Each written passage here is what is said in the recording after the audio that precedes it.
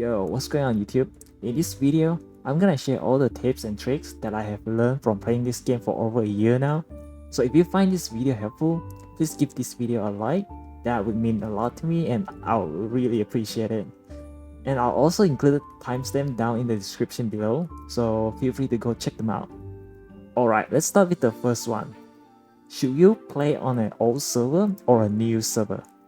Okay, so this is my second account. It's on the exact same server with my main account. Let me show you real quick right here. Okay, boom. So I've been playing this account for about 2 months now, and so this is free-to-play account. As you can see here, I still have the first top-up package right here, and I'm currently on chapter 55. So for your information, you're gonna need 3 teams from chapter 54 onwards. Okay, so 1, 2, and 3. Yeah. So what are the differences between playing on an old server versus a new server? Number 1, story progression. If you play on an old server, you will not be affected by the speedrun prevention system, which is a system that is based on how far ahead you are compared to the rest of the players in your server. The further ahead you are, the harder the enemies will become. So you can speedrun the early chapters pretty easily on an old server compared to a new server, which is a pretty big deal. The reason is number 2, progression rewards. So let me show you my profile right here. These are my strongest characters. Okay, let me tell you, these are the most recent characters. I think it was Lilith first, and the next banner was Hitomi, and then Katarine. And somewhere in between there was another like return banner event, which is where I got my Telos. So basically, all of these characters' banners are back-to-back events, and you might wonder how I could afford to get them to that high star level. Okay, the answer is these diamonds. Because I can speedrun them pretty easily, I get to have more diamonds early on to get the characters that I want. And having them on high star levels really helps me in progressing the chapters faster as well. It's kinda like a positive feedback loop where you speedrun the chapters, get more diamonds to get more characters to make your team stronger to speedrun faster. Just like a loop. But this cycle will eventually slow down as you progress further. But if you play on a new server, it will be more difficult to progress since most of the players are still relatively new and you'll most likely be affected by the speedrun prevention system. So the loop will look more like this instead. Number 3, PvP. If you play on an old server, you are expected to be at the very bottom of the leaderboard. And of course, this applies to the other types of PvPs like God King, Sky Clash, etc. Which kinda sucks, because the higher the rank is, the better the rewards. Sometimes I don't even bother checking the Sky Clash at all for my second account, because the weakest team is at least a couple times stronger than me. And this PvP rank here is probably your main source of diamonds, because you are getting these many diamonds every day. My main account is currently rank 5 right now, so I'm getting 700 diamonds every day. So playing on an old server will be more difficult to climb the rank compared to a new server. But the good news is most of these players are inactive players. They have stopped playing for a very long time now. How can I tell? Well, we can check their profile to look at their strongest characters to see whether they have MP or not. The Noble Phantasm has been released for a while now, so the active players should have at least some purple tier MPs. And they don't. Yeah. Which most likely means they have stopped playing a long time ago. Which is nice because it means they will no longer get stronger. You can catch up to the PvP rank pretty easily. Number 4, Guild. Okay, I'm not 100% sure about this one, but this is how I think it works. If you play on an old server, you could try to join those, I call them the ghost guilds, where all the members no longer play the game anymore. So if you can see, yeah, my main account, my second account, and I'm not some random guy, I'm not sure. But the rest of it is pretty dead. Yeah. Yeah, this is basically a ghost guild right here. Because if your guild is low level, you will match with the other low level guilds in the guild expedition. By low level guilds, I mean the inactive guilds, aka those ghost guilds. Which means you get to garrison at the center castle all by yourself to get double red diamonds on weekends. But from my experience, there are some other active players who choose to stay in these ghost guilds. As you can see, there's one guy here, another ghost guild enjoyer. And what about the other one? Here, another one guy, another ghost guild enjoyer. So you may or may not encounter them, but if you do, you probably won't stand a chance to compete with them, especially with your brand new account. But if you play on a new server, there's probably a lot of low-level guilds with active members competing with each other, and that's the difference between on an old server versus new server. Now you may ask, why not simply just join the active and stronger guild? So that you are not alone when garrisoning inside the center castle, it's easier to defend? Well, first thing, some of these strong guilds will only prioritize the strong players, aka the whales, because they want to compete, they want to be the best guild in the rank. But if you did manage to join a stronger guild, then most likely you're going to match with other strong active guilds as well. And some of these strong guilds, they may ask you to join the Discord group or whatever chat group they have. Personally, I don't really care about this. I just want to play this game casually and just enjoy my own pace. So that's why I chose to stay in a Ghost Guild. Number 5. Boss Fights. Similar to the PvPs, if you play on an old server, you are expected to be at the very bottom of the damage ranking, which means less rewards. You may stand a better chance to compete with other players to get higher rank for more rewards in a new server. Okay, the next one. How to get diamonds. Number 1. First, the most obvious answer is to do the daily and event tasks every day. Make sure you do all these and the other dailies. Okay, make sure you do all of them every day. Number 2. Refresh dispatch for diamonds. So if you go here, this is where you do your dispatch. Okay, always make sure you keep refreshing it to get a better chance. I always go for the orange tiers, but sometimes I will just settle with the purple tiers if I'm super unlucky. Feel free to refresh them because even the blue tier diamond dispatch gives you 60, which means you can refresh for 6 times, which is a lot. There will be different priorities based on your progression. For early game priorities, I always go with these, while the late game priorities, I go with these.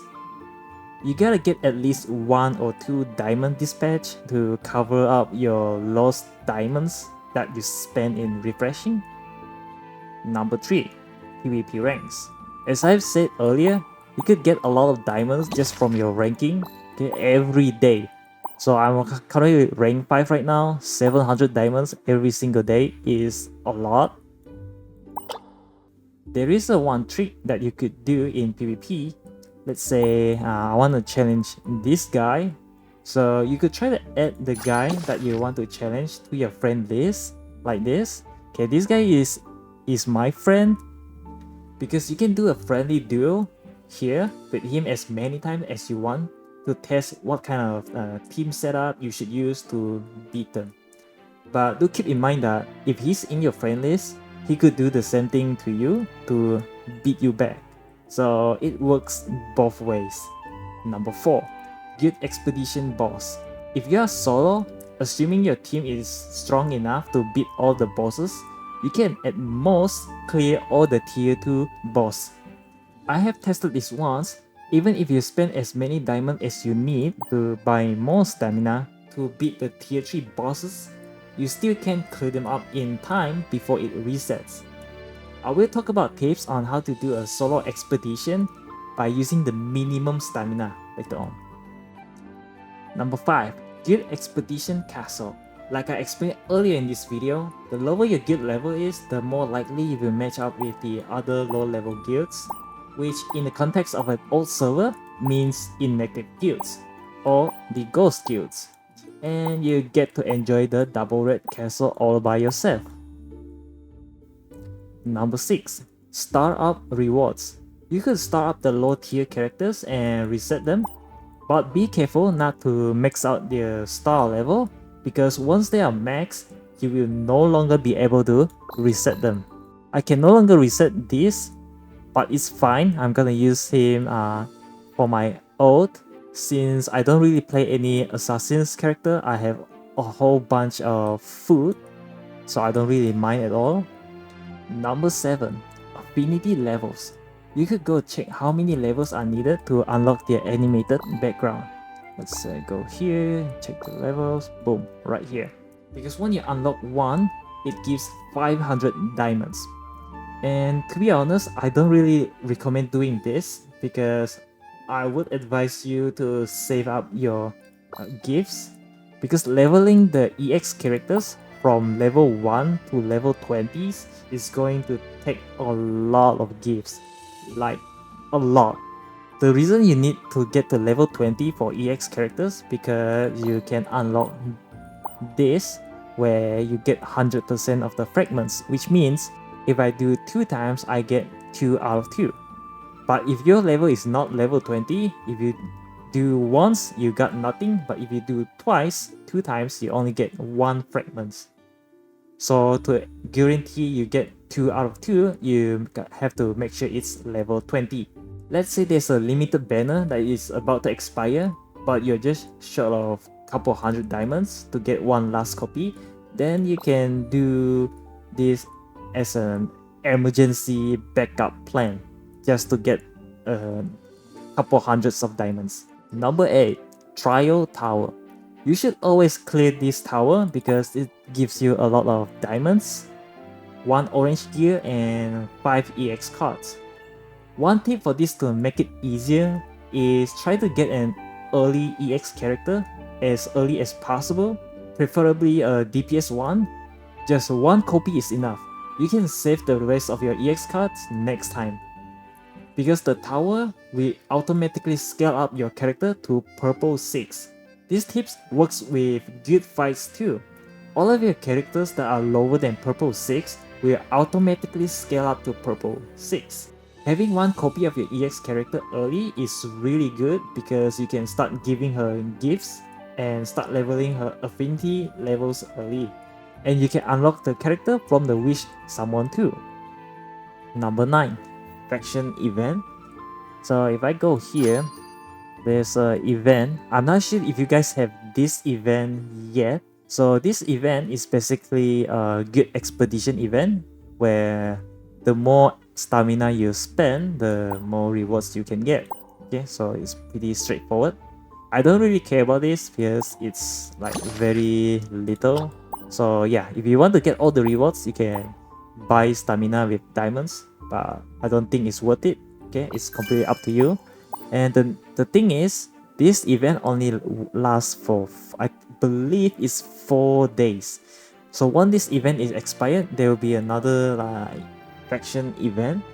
So it goes something like this. Let's say like elemental faction event, and then guild expedition, and then green faction event, and then expedition, blue faction event, expedition, and so on.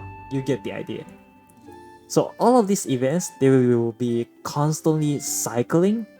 So the reason I call it faction event is simply because it looks like it has related with the faction, but in reality it has nothing to do with any like faction at all. Okay, so this one is for the red team badge or red coin. Okay, red faction coin. I could show you the other as well. Right here, I believe. Okay, right here. So there's like a red, green, blue, light, the other wall, and dark. Okay, so the tasks are pretty easy to do. It's mostly just the same thing with your regular dailies. And this event usually lasts, I think like 4 or 3 days. I don't remember. Yeah. So once this expired, so tomorrow we will have the Guild Expedition event again. But there are two tasks that are more special that I want to point out is this and this. So this one means you have to summon the artifact 5 times, while this is you need to summon the spell for 20 times.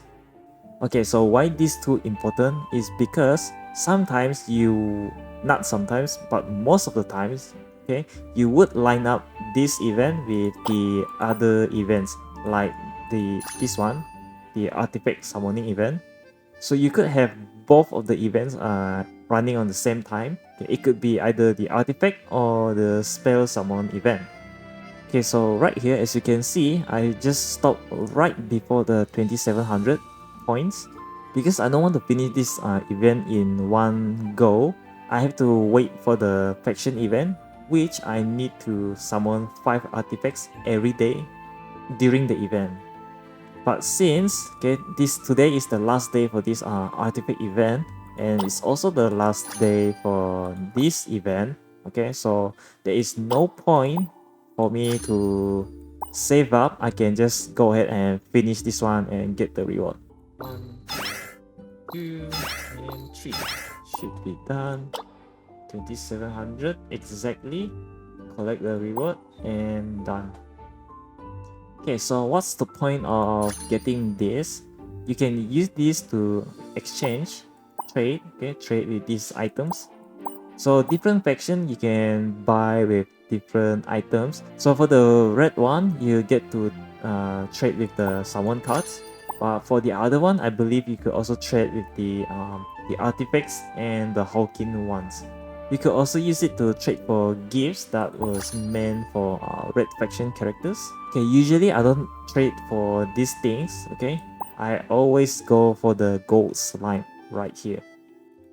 Which, luckily, I think I should have enough once I click collect everything.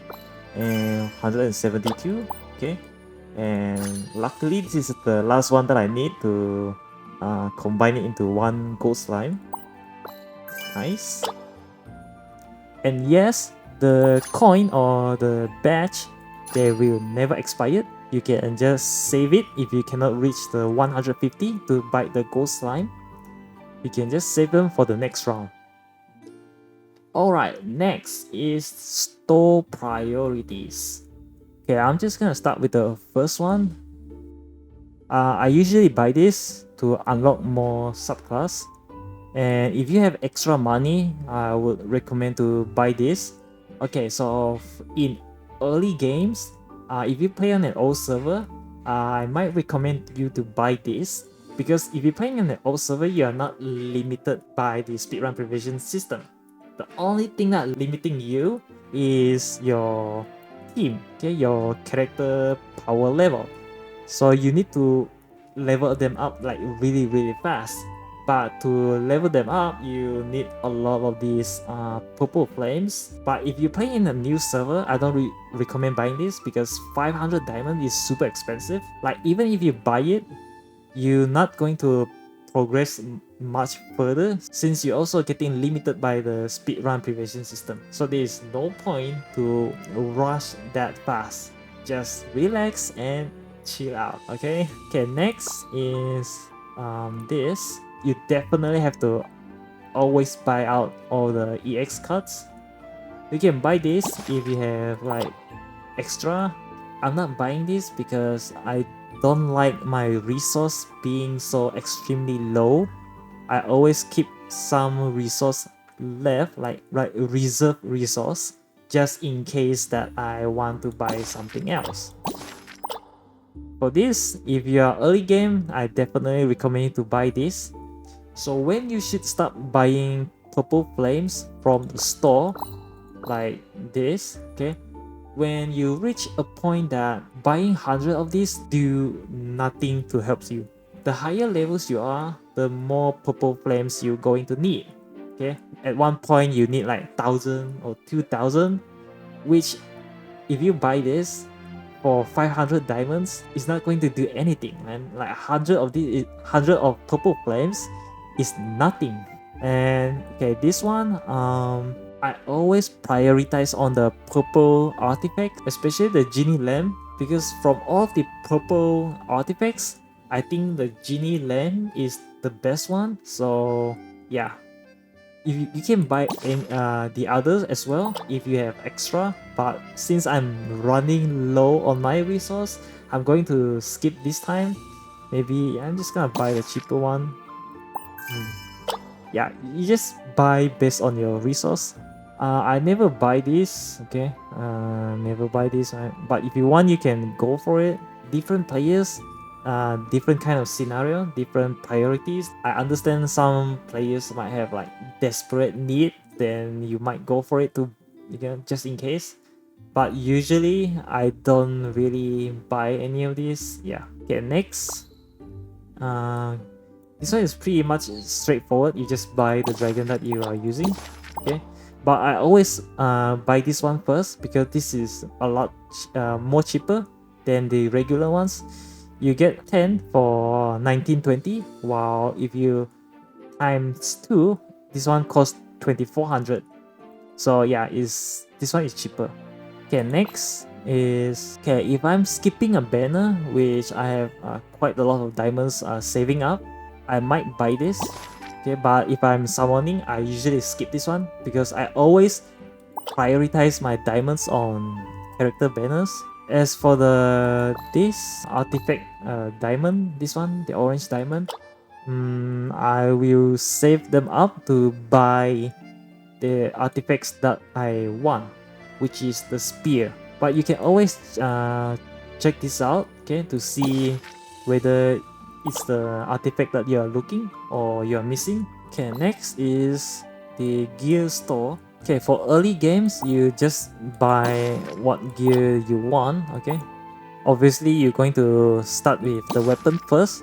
Once you have some weapons, you have enough of the weapons, then you can slowly go out and buy the armors. So for my main account, since I got all of the gears that I want, okay, there's no point for me to buy this one. So I always buy this for my main account. So this is basically an item that you use to reset the stat. I could show you real quick. Let me go to my gear. Let me gear. You can choose and then click this. So yeah, you can reset it. I think I have like other gears. Like this. Okay, if you find a stat that you want, you can lock them out. Then you can use the purple stone and refresh it. Okay, there is like different colors of like different tiers of the stats. Okay, the red one is the best one, which also the rarest one, the hardest one to get, and the orange is like the second rarest. Okay, and I can show you these are one purple, one orange, and then one orange. What about this? 3 orange, 1 purple. Yeah, this. So it takes me a lot of refresh to get the red color one. Alright, so this one, this 1, 2, 3 is pretty no-brainer. You should definitely always buy them. If you do have some extra, you could consider buy this or even this. Okay, this one sometimes they would change, okay, but for today I do have the support and the mage type. So this one could be pretty handy when you're trying to rush like a new character banner just to get the skin before the event expire. Okay, for the spell store, you just buy whatever spell that you want. For free-to-play players, I think that you should always prioritize the universal spell like this. If you go for the like specific dragon spell, like this one, okay, it can only be used by the dark dragon. But if you go for the universal one, it can be used by all of the dragons. So in value-wise, this one is definitely worth a lot more compared to the dragon-specific ones. Alright, next we have this store. This one is basically relic store. where you buy the chest and you get to choose which relic you want. But you're going to need this currency, which you can only get it from dismantling these relics. So for this one, I don't really buy other stuff except this, because I don't really need it. I mean, this one could be pretty good for extra food. Alright, let's look at this store right here. Okay, so you have the red one and the yellow one. For the yellow one, I never look at these bottom rows. Okay, I think you should always save your yellow ones just to buy this. Okay, so for those who don't know about this, it is actually a resource that you're going to need to advance higher diamond star level like this. Okay, as for the red one, you can use it to buy more stuff right here. Okay, what about the EX one? So I think this will constantly cycle through Venus, Apollo, Ares, Hades, and Poseidon, and Athena, and yeah, that's it. Yeah, I think that's it. So in total, there's like 6 EX characters, which means, okay, you're not going to buy like Artemis, Loki, or Hela, or any other like the newer EX characters. You can only buy the old ones. So personally, I always save up the red one to buy the EX, which I usually spend it on for Apollo or Poseidon. Okay, there's quite a few of you ask me how do I even get a Diamond Star Apollo if I'm a free-to-play player. Well, this is my answer. And this one is a new item that just got added like not too long ago. So I'm still not quite sure what is like how does this one works, but it's an item that you're going to need when you max out your dragon star level. I'm still not maxed out yet, okay, but almost there, okay. So I can't really see like what's the stone is going to use for. So yeah, we will see about that in the future. Alright, next up is guild tips. There are a couple benefits that you could get from playing solo in a guild. You can consider playing solo only if your team is strong enough to beat the expedition bosses. In the guild expedition, if you are solo and assuming your team is strong enough to beat all the bosses, you can only clear all the tier 2 boss by day 6. You will have one extra day left, which is not enough to clear all the tier 3 bosses, but this extra day could be your room of error just in case you forgot to do your expedition one day. You still can catch up and get the tier 2 reward. And right here, I'm going to show you step by step how to do expedition solo by using the least stamina. Sometimes you could get like the resource nearby if you have like extra stamina, but do be aware that you're going to need 9 stamina to get back to castle. Because tier 1 bosses have 300 HP, if you beat them, you deduct 100 HP each fight. And you can only fight the same boss twice a day, which means you will be stuck with the tier 1 bosses on day 1. Which also means you could not garrison in the castle to get diamonds on day 1. And this is the main reason why I started playing a second account on the exact same server. It's just to help my main account to clear out the tier 1 bosses on day 1, so that my main account could clear out all the tier 3 bosses for more diamonds.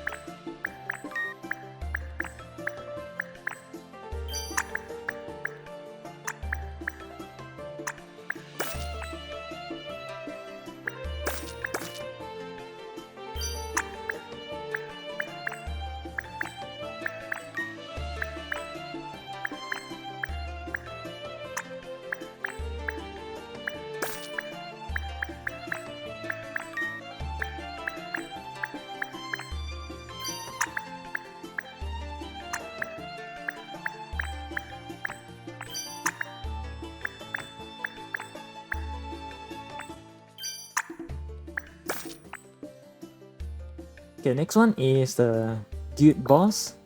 So one of the benefit of doing a solo guild in this boss fight is you get to be MVP every single time in your guild. Being an MVP means that you can get extra rewards. And another benefit for being a solo in your guild is the guild auction. So there is like a private auction that is only meant for your guild members, and there's like a public auction where everybody can access.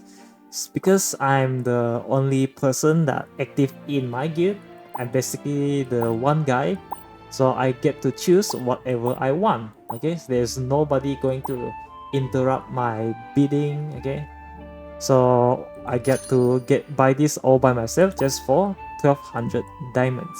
And at the end of the auction, you could get this amount of diamonds.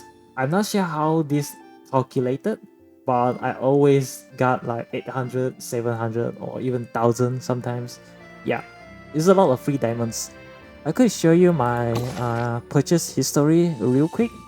This is what I usually buy. I don't really buy much, as you can see. You know, like the last time that I buy is like 1 month apart. Yeah, I don't really buy this because the reason I don't really buy from the auction, because I tend to save up my diamonds for character banners. And another tip for auction is don't bid early. Okay, let's say you want to buy this. Okay, don't bid like as soon as the auction is open. You bid at the last moment. I would suggest maybe like last 5 or 3 seconds.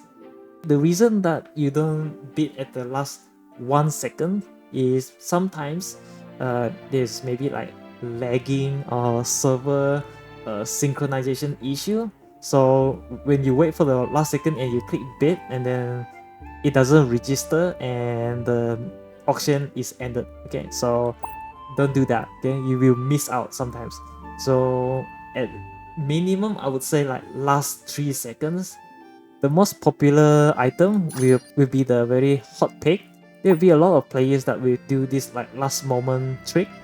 So make sure you are ready and fast enough to click the bid button. Okay. Guild boss.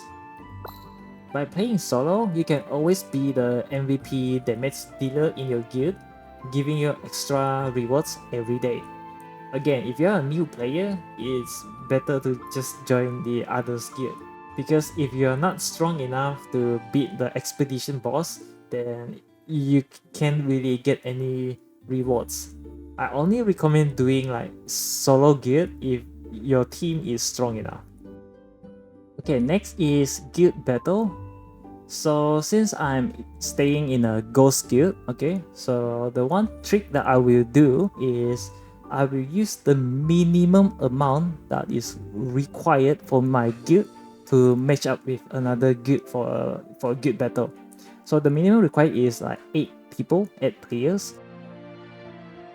I just put some random guy here.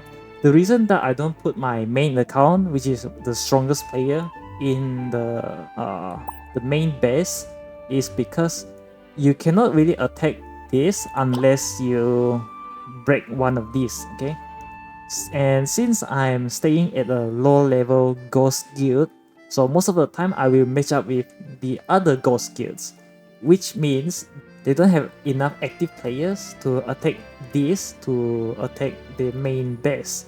So I don't have to worry about this. I could put a level 1 player right here and I can still win the guild battle. So the idea is I want to put the strongest player, which is me, in one of these castles, like the smaller ones. The reason is because if you can beat the player in this like smaller castle, you get 200 points. So the maximum amount of points that you can get as a solo player is 600.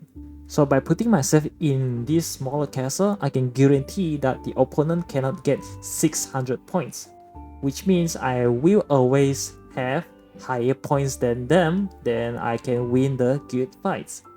Of course, unless the opponent is like way stronger than me, then yeah, I will lose the fight. But most of the times, the solo players that I have matched with usually not very strong, because most of the strong players we just join the active strong guild. Okay, that's it for this video. If you guys find this video helpful, if you learn something new, please give this video a like. Until then, I'm gonna see you guys next time.